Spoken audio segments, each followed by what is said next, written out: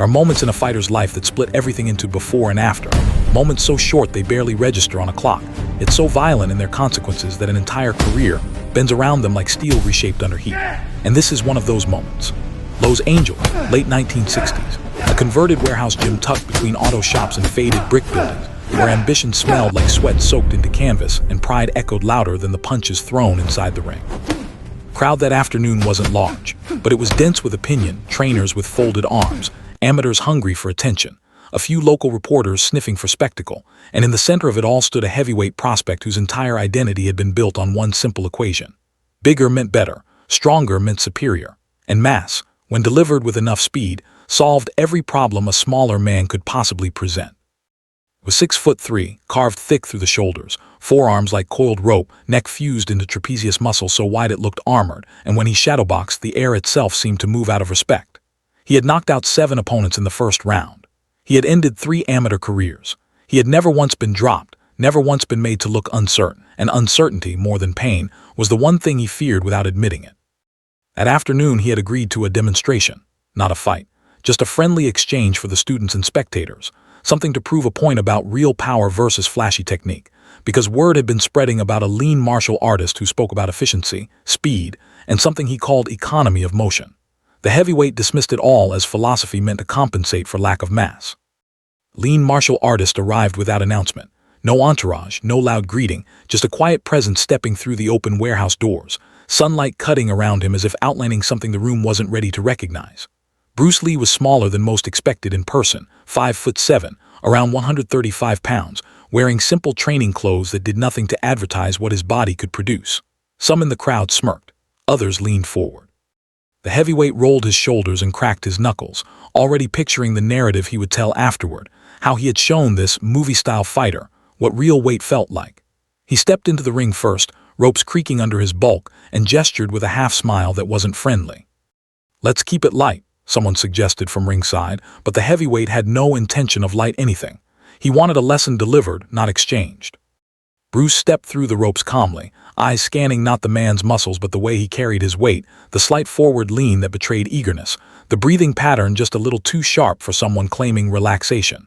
The first suspense didn't come from a punch, it came from the silence before one. The room tightened. The heavyweight circled once, testing distance with a pawing jab that thudded into Bruce's guard, and when it made contact, he grinned because he felt bone and flesh behind that impact, proof of physical presence, proof that physics still applied. Then Bruce shifted. Backward, not dramatically, just enough to change the angle by inches. And when the heavyweight launched a right cross that had flattened men larger than Bruce, it cut through air so cleanly it seemed unreal. The crowd reacted late, a ripple of surprise moving through them as Bruce's left hand snapped forward, not with a looping punch, but with a straight line so fast it made no sound until it touched the heavyweight's chest, right over the sternum, and withdrew before anyone processed what had happened. It wasn't a knockout blow, it wasn't even heavy, but it landed. The heavyweight blinked. That blink was the second shift, because he had not expected to be touched first. He reset with irritation masked as confidence, telling himself it was nothing, just a range finder, and he came again, this time doubling the jab, stepping in with weight behind it, shoulder rolling forward, preparing to crush whatever space Bruce occupied. Bruce didn't trade. He slipped inside the arc of the second jab, body folding like water around stone, and his right hand flicked upward in a short, surgical movement that snapped the heavyweight's head back by inches, not enough to stagger, but enough to shock. 3 seconds had passed. The heavyweight felt something unfamiliar bloom in his chest, not pain, not yet, but confusion, because the smaller man was not retreating the way smaller men were supposed to retreat. He increased intensity, hooks thrown with bad intentions, air splitting under the force, and one glancing blow clipped Bruce's shoulder, drawing a murmur from the crowd as if proof had finally arrived that size would assert itself. Bruce absorbed it without visible reaction, but inside he registered the weight, the potential danger, and adjusted his timing by fractions. Now the room leaned in. Heavyweight feinted low, came high, and lunged with a committed overhand right designed to end demonstrations. It carried his full mass forward. In that instant, Bruce did something that looked almost lazy to the untrained eye.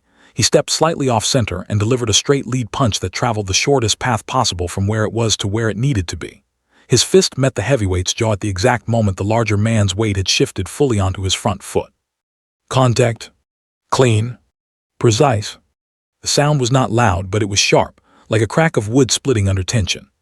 5 seconds. The heavyweight's vision flashed white at the edges, not from devastation but from shock, because no one had ever interrupted his forward surge so cleanly. He stumbled half a step, just enough to betray imbalance, and in that half step the room changed. The spectators who had smirked now held their breath. The trainers who had folded arms now unfolded them. The heavyweight roared, more anger than strategy, and charged again, throwing a combination fueled by ego, not calculation, but Bruce had already read the rhythm. He didn't match power with power. He didn't meet force head-on.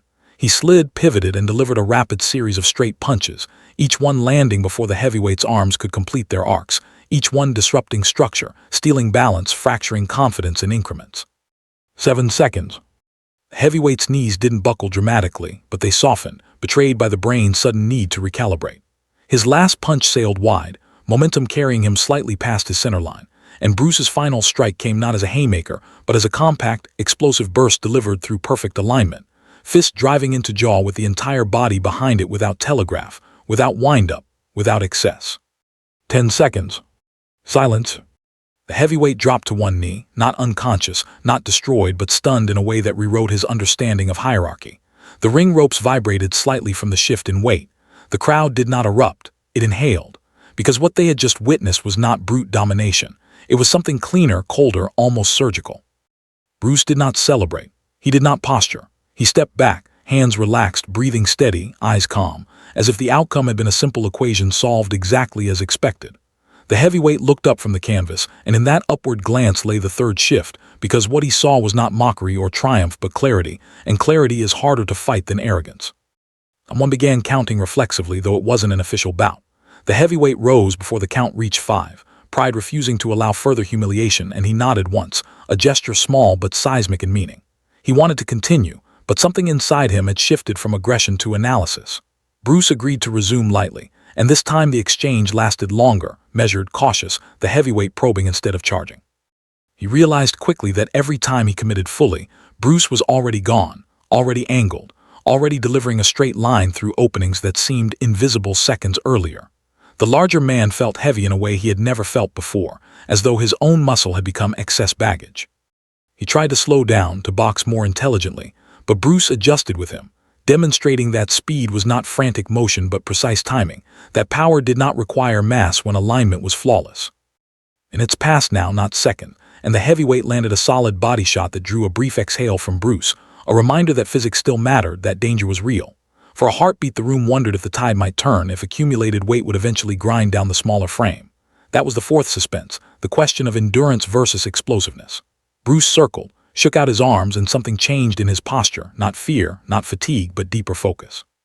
He stepped in again, this time inviting contact, and as the heavyweight threw a heavy hook to capitalize, Bruce intercepted with a stop hit so sharp it froze the larger man mid-motion, knuckles landing before the hook completed, disrupting nerve signals before full force could manifest. It wasn't just faster. It was earlier. Earlier than reaction, earlier than expectation, almost earlier than intention. The heavyweight felt exposed in a way no mirror had ever shown him. He understood suddenly that his belief in size as ultimate authority had blinded him to timing, to efficiency, to the possibility that 10 perfectly placed seconds could outweigh years of physical dominance. The crowd sensed the shift too. Their energy transformed from hunger for spectacle to quiet witnessing of something instructional. When the exchange finally ended, there was no dramatic knockout, no stretcher, no chaos. The heavyweight stood upright, chest rising, eyes steady but humbled, and he extended his glove. Bruce met it without hesitation. In that touch lay the final lesson, because the true change had not been the knee touching canvas. It had been the realization that mass alone was incomplete, that strength without precision was vulnerable, that 10 seconds could dismantle a career built on assumption. In the weeks that followed, the heavyweight adjusted his training. He studied footwork. He reduced unnecessary muscle tension.